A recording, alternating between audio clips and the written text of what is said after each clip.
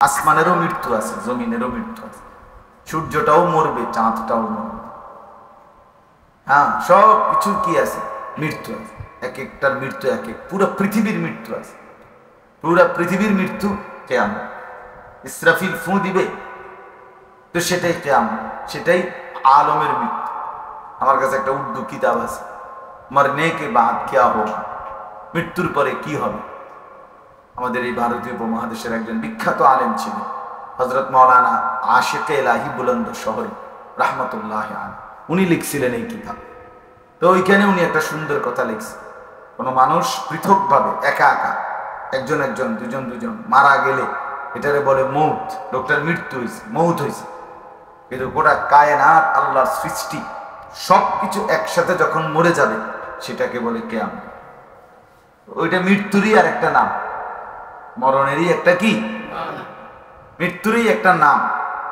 Single মরলে এটা মৌত, ইজতিমাই ও সম্মিলিত ভাবে যখন সব মরে যাবে, শেষ হয়ে যাবে, তো সেটাই কি। তাহলে বোঝা গেল মৃত্যু মরণ এইটা আমার আপনার না, শুধু একেবারে জাররা জাররা বিন্দু সব কিছু, সব কিছু।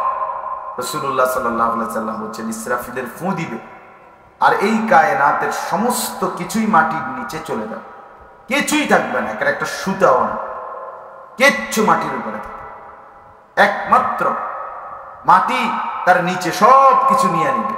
আবার ইসরাফিল দ্বিতীয় আরেকটা ফু দিবে, ও আখরাজাতিল আরদু আসকালাহা, আল্লাহ বলছে তখন পুনরায় আবার মাটি কাঁপবে, কাঁপতে কাঁপতে কাঁপতে মাটির নিচে যা কিছু ছিল, মানুষ, গরু, ছাগল, কীট পতঙ্গ, স্বর্ণের খনি, রৌপ্যের খনি, গ্যাসের খনি, তেল, খনিজ পদার্থ, এই সব কিছু জমিনের নিচে যা ছিল সব উপরে চলে আসবে। স্বর্ণের খনিও উপরে টেলে, রৌপ্যের খনিও উপরে উঠে গেল, গ্যাসের খনি, এই তেল, এটি সব উপরে ভাসবে। তখন যার যা দরকার নিতে সুবিধা। এখন তো উঠানো, প্রসেসিং করা, কেনা, সবাই পায় না, সবাই দেয় না, ঠিক আছে না? তখন সবাই গ্যাসের লাইন নিতে পারে আসলে মারতে, তা বুঝছেন? কিন্তু কামে লাগতো না আর কি, কামে লাগে। হ্যাঁ, হাদিস এটা জানো না, হাদিস আমি যেটা হাসতে হাসতে করি, স্পষ্ট তাফসীরের মধ্যে আছে, হাসরের ময়দানে যে সব কিছু জমিন থেকে উপরে উঠবে, তখন এরকম টাকা, স্বর্ণ, রৌপ্যের স্তূপ থাকবে। তখন সেই স্বর্ণ, রৌপ্য এগুলো ডাক দিবে মানুষ, নাফরমানদের ডাক দিয়ে বলবে, হে সম্পদের লোভী, এই সম্পদের জন্য তুমি কাউকে হত্যা করেছ, এই সম্পদের জন্য তুমি কারো উপরে জুলুম করেছ, এই সম্পদের জন্য কারো হক নষ্ট করেছ, এই সম্পদের জন্য তুমি আল্লাহর বন্দেগী করতে পারো না, এই সম্পদের জন্য কত কি না করেছ, আজকে তোমাকে দিলাম, যা মন চাই না। সবাই কথা বলবে, সমস্ত স্বর্ণ, রৌপ্য, গ্যাস, তেল, আল্লাহর কুদরতের এইগুলো ডাক দিবে, যার যা লাগে না। এই বোধ, এই বিশ্বাস, এই অনুভূতি, এটা যার হৃদয়ে জমছে, ইয়াকিন হয়েছে, হৃদয়ে বসে গেছে, তার জন্য আর কোনো নসিহত লাগে না, এটাই যথেষ্ট। কাফা, অভিজি বলছে কাফা, যথেষ্ট। তাহলে মৃত্যুর স্মরণ, মরণের কথা মনে করা, এটাই ওয়াজ হিসাবে, এটাই একজন বক্তা ওয়াইজান, ওয়াইজ তো বলে মানে যে ওয়াজ করে, তো মৃত্যু যেন নিজেই একজন ওয়াজকারী। রাসূলুল্লাহ সাল্লাল্লাহু আলাইহি ওয়াসাল্লাম মৃত্যুই বক্তা, অর্থাৎ মরণের কথা মনে পড়া, মৃত্যুকে স্মরণ করা,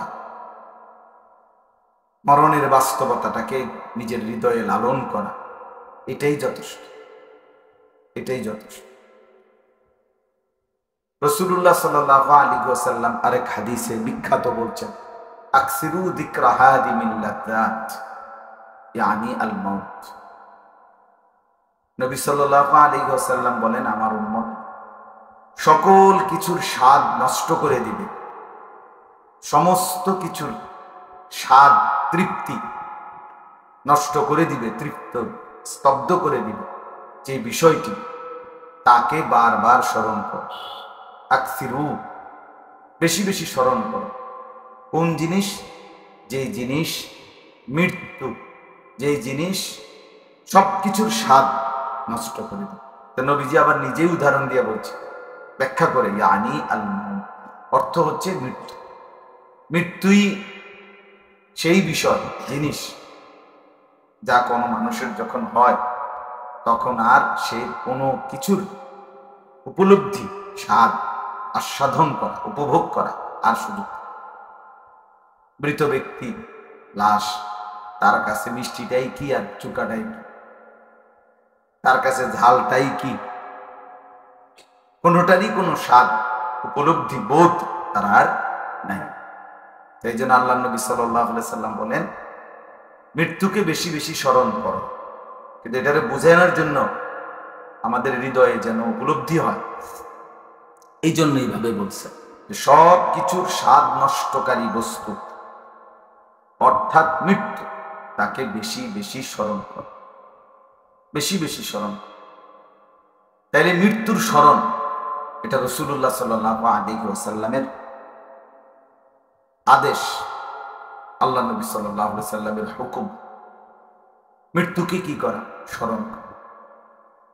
কোরআনুল কারীমের মধ্যে আল্লাহ তাআলা বহুভাবে মৃত্যুর স্মরণ আমাদেরকে কোরআনুল কারীমে আল্লাহ তাআলা করাইছে, মনে করাইছে। কোরআনুল কারীমের বিখ্যাত হাদিস, আরে আয়াত, যেটা বলা চলে সবাই পারে, সেটা কি? কুল্লু নাফসিন যায়িকাতুল মাউত। 2, 4, 10 বার 50 বার শুনে নাই, বলে নাই এমন মানুষ নাই। সবাই এই আয়াতের এইটুকু জানে।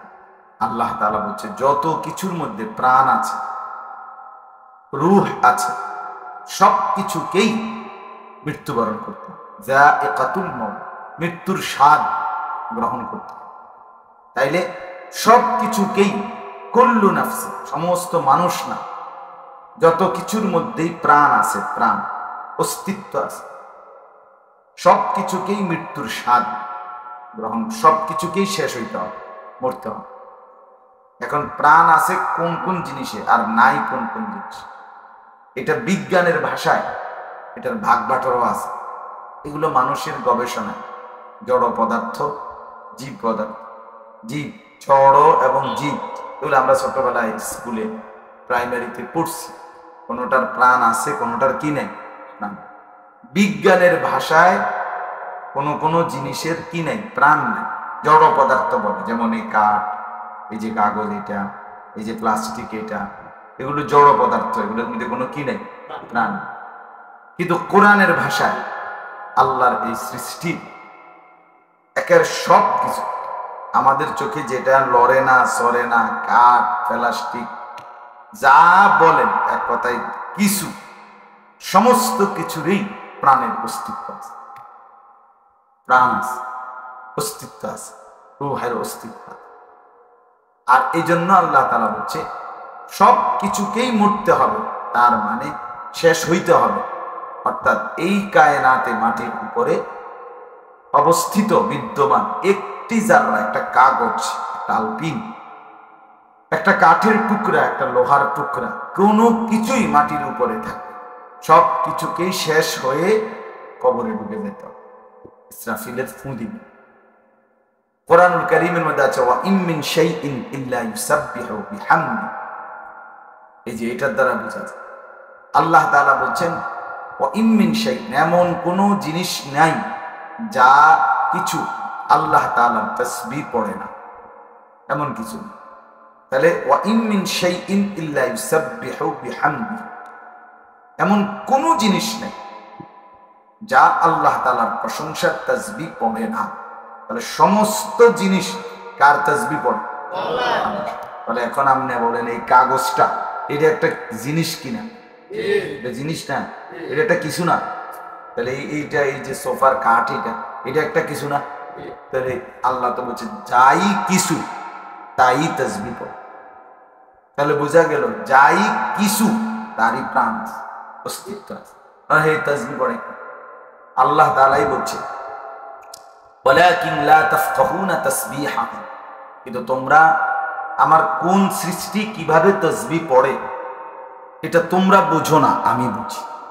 সবাইটা তুমি মানুষের মতো সুবহানাল্লাহ আলহামদুলিল্লাহ হইতে হবে, এরকম আওয়াজ কইরা শব্দ কইরা এরকমই হইতেই সব কিছু তাসবিহ, এটা তুমি বুঝতা না, এটা জরুরি না।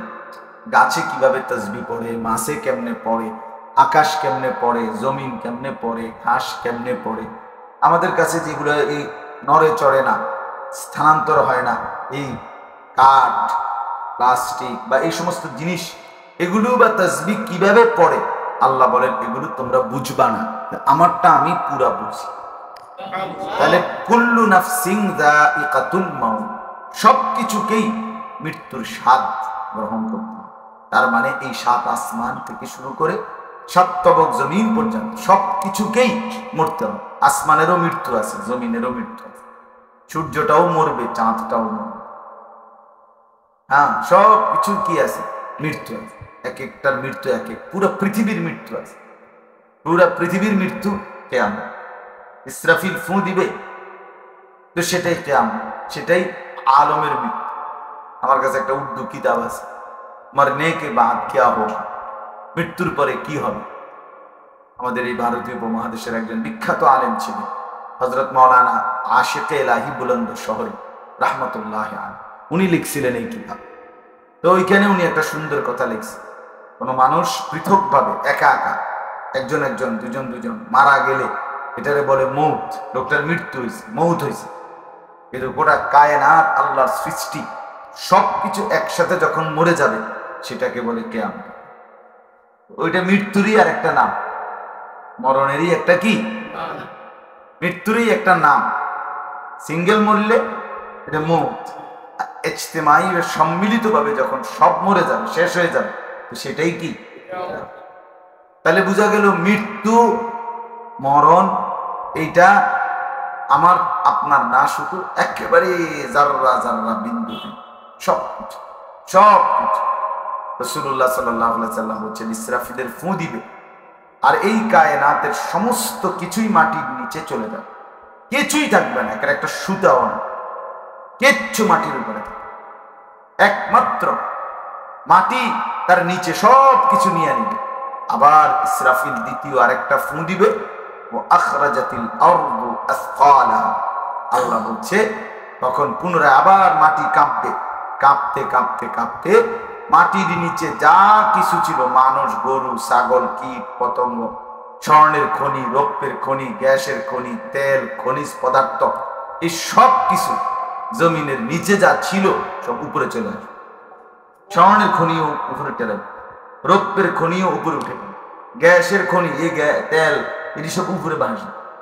তখন যার যা দরকার নিতে সুবিধা, তো উঠানো, প্রসেসিং করা, কেনা, সবাই পায় না, সবাই দেয় না, ঠিক আছে না, তখন সবাই গ্যাসের লাইন নিতে পারে আসলে মারতে, তা বুঝছেন।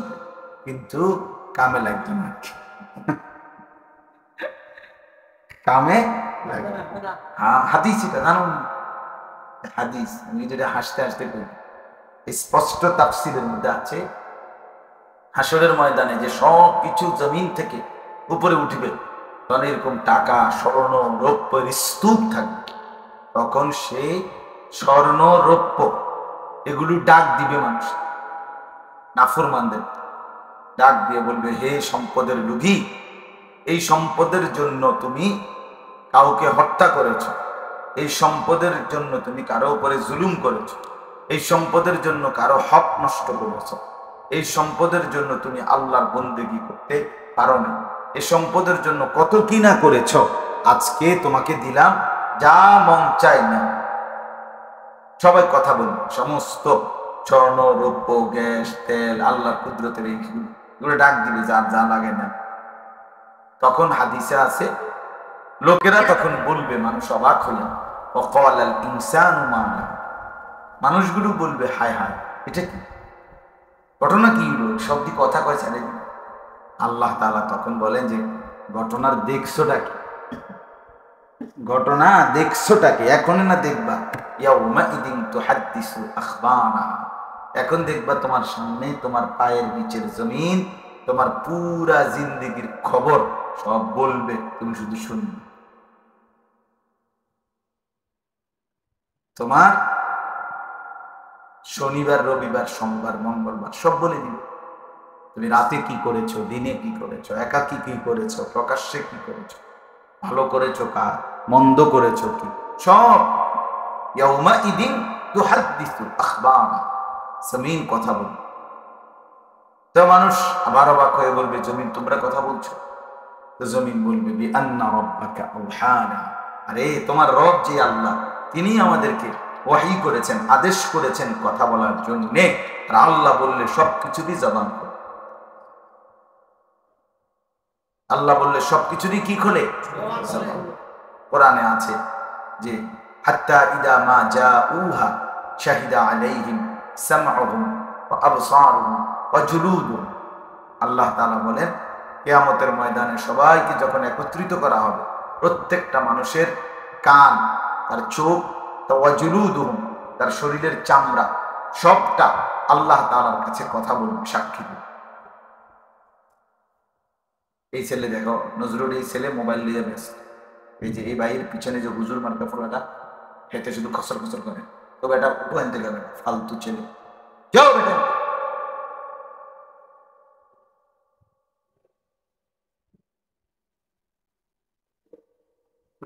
মানে কি করবো না করবো, এতে কামড়াইতে আছে, আলগা কামড়াইতে আছে।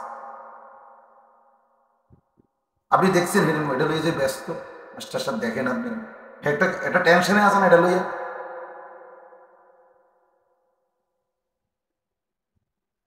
চলে তো বলতেছি, وقالوا لجلودهم لما شهدتم علينا, তখন মানুষ অবাক হয়ে নিজের শরীরের চামড়া, সারা দেহ, শরীরের চামড়া মানে তো সারা দেহ, চামড়া ছাড়া কোনটা, তো সব মানুষ বলবে লিমা শাহিদতুম আলাইনা, তোমরা কিভাবে, তোমরা কেন আমার বিরুদ্ধে সাক্ষ্য দিচ্ছ?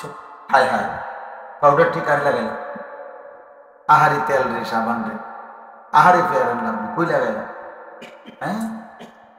قالوا أنطقنا الله الذي أنطق كل شيء, আল্লাহ তাআলা তখন বলে যে, তখন এই দেহের অঙ্গগুলোই বলবে, হে আল্লাহর বান্দা, ওই আল্লাহই আমাদেরকে কথা বলার যোগ্যতা দিয়েছেন, সমস্ত কিছুকে যিনি কথা বলার যোগ্যতা। তাহলে বাপ, আমার বলার উদ্দেশ্য হইল এই কথা বুঝানো যে কুল্লু নাফসিন যায়িকাতুল মউত, সমস্ত কিছুই মরতে হবে। তাহলে মৃত্যু একটা স্বাভাবিক চিরন্তন অমোঘ বাস্তবতা। এটাকে পাশ কাটা, অ্যাভয়েড করা, এটাকে অস্বীকার করা, এটাকে ঠাট্টা করে উড়াইয়া দেওয়ার, মস্কারি করণের। আমরা অনেক সময় হুজুরদের, আলেমদের, কোরআন সুন্নাহর কত কথাই তো আমরা মস্কারি করি। আরে রাহো সাহেব, কই তো লাগলি কি আর একেবারে কম কই, এমন মানুষ আছে না কোথায় কোথায়, আরে রাহো হুজুররা কইছে, কত কথাই তো হুজুররা কয়, বেটা সব ধরে কি আর কুলেন যাবেন? হ্যাঁ, হুজুররা সব ধরলি কি আর চলন যাবেন? হ্যাঁ, এই হুজুররা এটা একটা দাওয়াত খায়, হুজুরার কইতে কি আর কামাই করেনি, কামাই করলে না বুঝতে। আরে বাপ, আরে বাপ, আমনে একটা কামাই করি নিয়েছি, আর আমরা বিয়ে সিরিয়াস আবার, আর আমরা বাকিরা মেহনত করি না, আমনে একটা মেহনত করে, আমরা বইয়ে বইয়ে বহন দিয়ে চা দিয়ে ভিজে গে। কথা বুঝছেন না? ফাজিল লোক, সব ফাজিল লোকরে টাঙ্গাইয়া ফেরত দেখেন, বেটা বেয়াদব। কোন আলেমে দ্বীনের ব্যাপারে কথা বলা, কোন মসজিদের ইমামকে তুচ্ছ-তাচ্ছিল্য করা, এটা তো সম্পূর্ণভাবে নাজায়েজ। ইচ্ছা করে বুঝে শুনে কেউ যদি কোন আলেমে দ্বীনকে তুচ্ছ-তাচ্ছিল্য করে, তো এটা কুফরি, গুনাহ না, শুধু কুফরি, কুফরি, শুধু গুনাহ না, এটা কুফরি নিয়ে অনেক বড় ব্যাপার। এটা ঈমান হারিয়ে ফেলা, ঈমান নষ্ট হয়ে যাওয়া, ইচ্ছা করে যদি তুচ্ছ-তাচ্ছিল্য। যাই হোক, তো বলতেছিলাম, আমরা বিভিন্ন বিষয় অনেক সময় আমরা ঠাট্টা করি, মস্কারি করি। আরে না, এত আসলেই নি, হুজুর কোরআন শরীফে আসেনি এ কথা, হাদিসে আসেনি এ কথা, হ্যাঁ অথবা আপনারা কোন হুজুররা কত কথা কন, কত হুজুর কত কথা কন, কিন্তু মৃত্যু এটা তো কোরআনেরই কথা, হাদিসেরই বক্তব্য। এইটাকে এরকম ঠাট্টা করা, মস্কারি করে উড়াইয়া দেওয়ার মতো ক্ষমতা, সাহস আরো আছে? এটাই বুঝাইতে চাইলাম। মানে এটা একটা চিরবাস্তবতা, এটা একটা অমোঘ সত্য, চিরন্তন সত্য। এটাকে অ্যাভয়েড করা, পাশ কাইটা চলা, কোনো সুযোগ, কোনো সুযোগ। মৃত্যুকে স্বীকার না করা, কারো কাছে এমন কোন যুক্তি, ন্যূনতম একেবারে নাস্তিক যদি একেবারে আল্লাহকেও বিশ্বাস না করে, পরকাল আখেরাত কিছুই বিশ্বাস করে না, মনে করেন যে এই লোকটা একেবারে নিকৃষ্ট কাফের, সেও মৃত্যুকে কি করবে না, অস্বীকার করার সুযোগ নাই।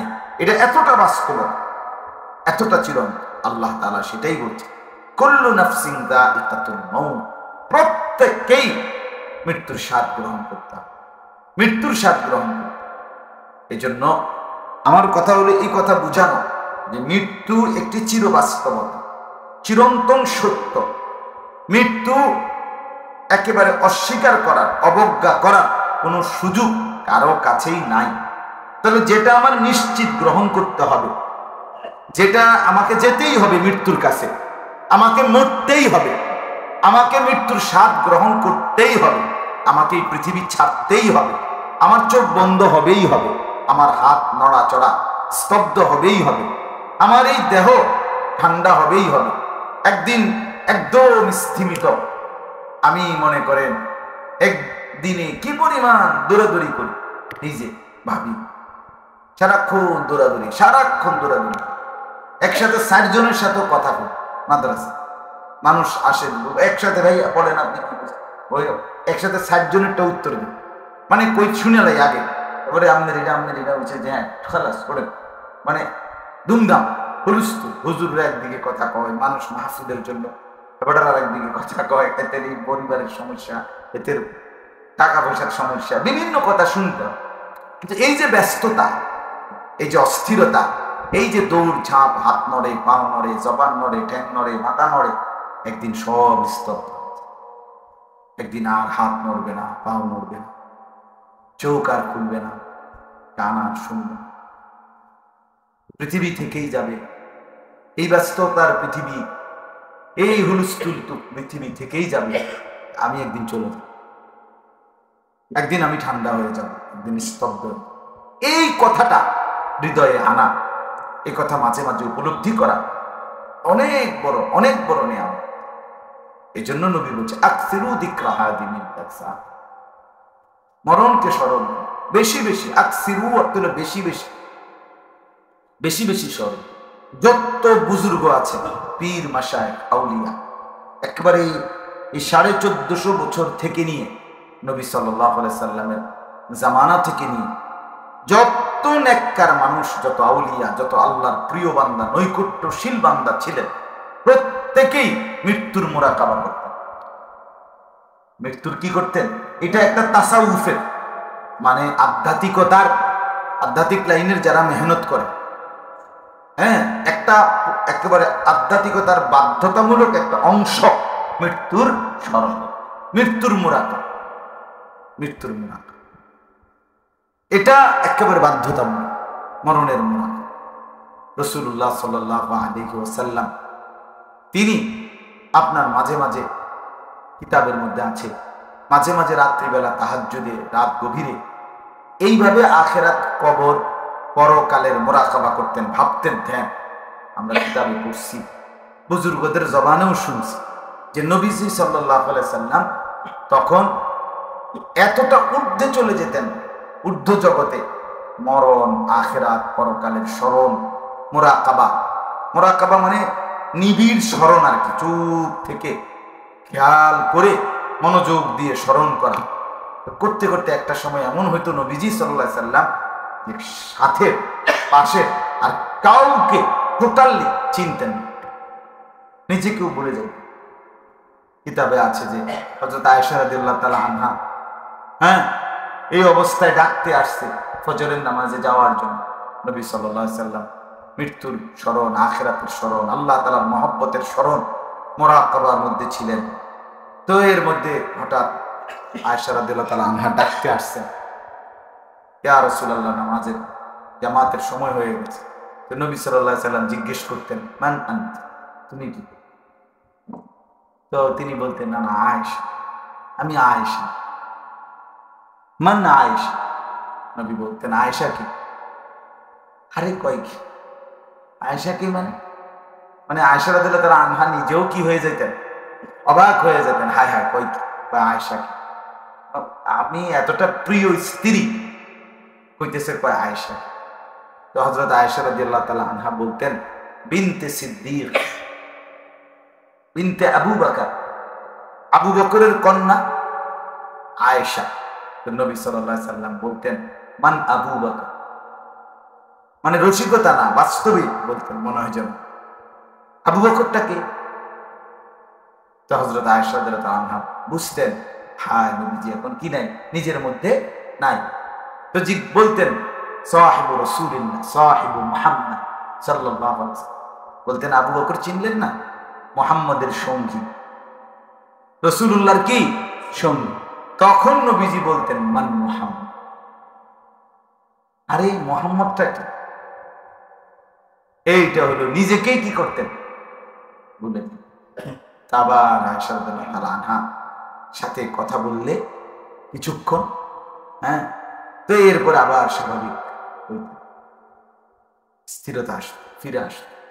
তাহলে এই যে পরকালের স্মরণ, আখিরাতের স্মরণ, মৃত্যুর স্মরণ, এটা একটা গুরুত্বপূর্ণ বিষয়।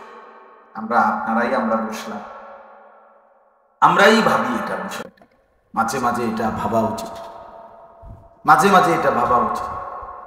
নিজের দিল থেকে, চুপ থেকে 1 মিনিট ভাবেন, 30 সেকেন্ড ভাবেন যে হায় কি হবে আমার কবে, কি হবে আমার মৃত্যুর পর, কি হবে। আমার জ্যাঠা, একদিন আগে আমি দেখে গেছি জ্যাঠারে, কথা বলছি, এরপরে 2 দিন পরে শুনলাম জ্যাঠা ইন্তেকাল করছে। তো আমি এই তো কিছুদিন আগে জ্যাঠার জানাজা আমি পড়াইছি, আমার আপন জ্যাঠার, বড় জ্যাঠার জানাজা। তো জোহরের আগে আপনার কবর খুঁজছে, যে জ্যাঠার লেগে আমার বাবার কবরের পাশে, দাদা দাদির কবরের সাথে, আমার আব্বার কবরের দিক দিয়ে দাদা দাদির কবর, এরপরে জ্যাঠার কবরের দিক দিয়ে আমাদের বাড়িতে লাশ। তা আমি কবরের দিকে তাকাই আছি, মাটি যে খুঁজছে, খালি কবর, তখন কবরের রাখে না, এত জানাজা হয় নাই। আমি অনেকক্ষণ কবরের দিকে তাকাইছি, চুপ করে তাকাই আছি। তাকাইতে তাকাইতে আমার মনে হয়েছে কবর একেবারে আমার কাছে পুরো মনে হয়েছে কবরের মাটি যেন আমরা ডাক দিয়ে বলতেছে, আনিস তোর জ্যাঠারে বানাইবার জন্য আমি এখান থেকে একটু মাটি দিছিলাম, আজ আমার মাটি আমি ফেরত নেব।